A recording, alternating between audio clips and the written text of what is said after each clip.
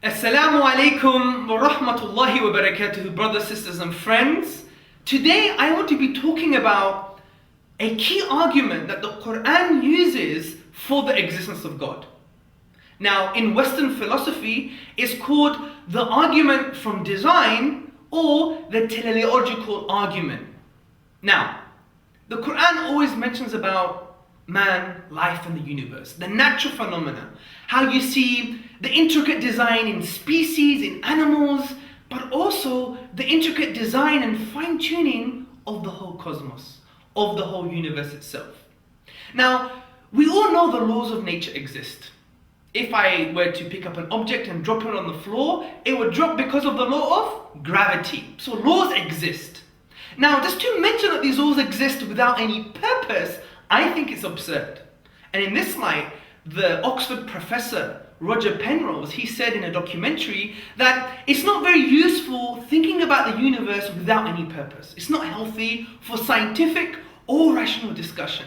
And I agree with Professor Roger Penrose because our very existence on this planet is on a knife edge. It's based on an initial conspiracy of conditions for us to exist, for life to be on this planet, that are so incomprehensible that to claim they were there just by chance would be the mantra of a madman.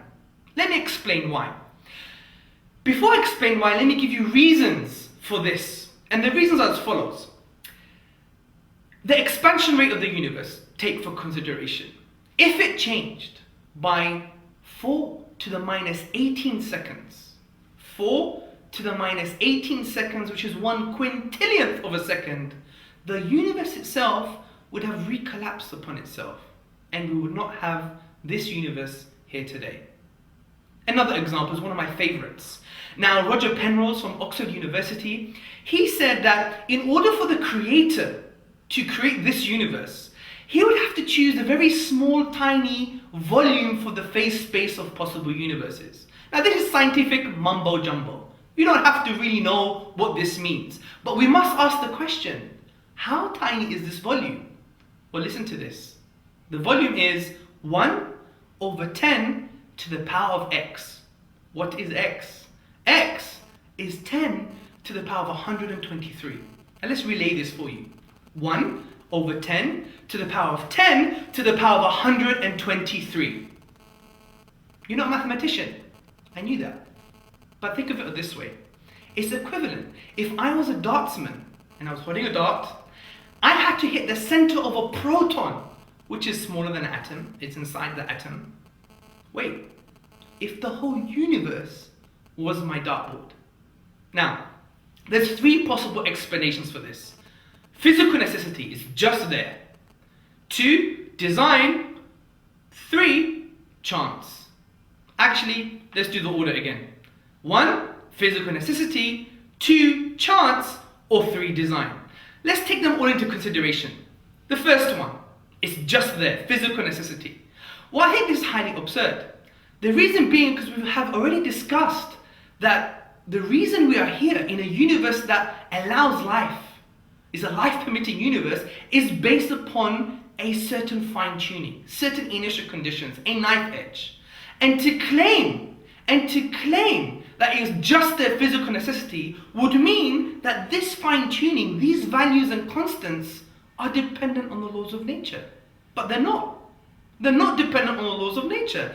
Similarly, we would have to believe that a universe not fit for life could never exist. But we know this is scientifically absurd.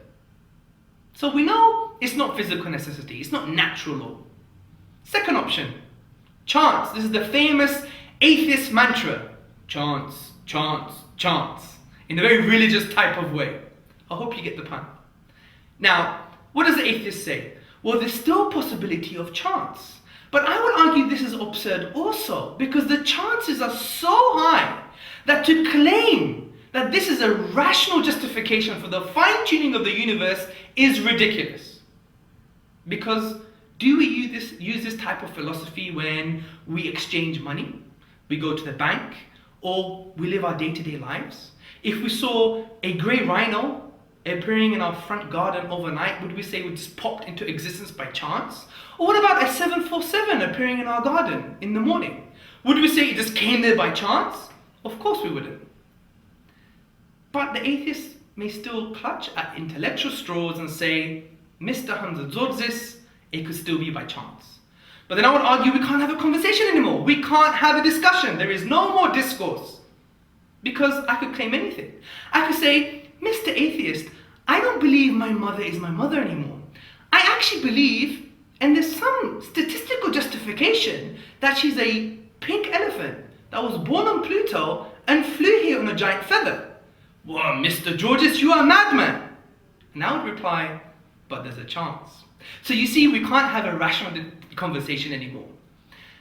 Significantly, brothers, sisters and friends, it's not about chance either. It's about something called specified probability, which is a high chance, okay, a high improbability, plus conforming to independent pattern.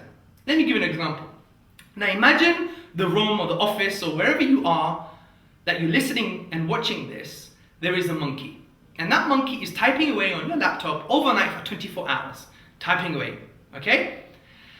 And what you see in the morning is a piece of paper printed out next to the sleeping monkey, because the monkey's been very tired, it's been typing all night. And what does it say?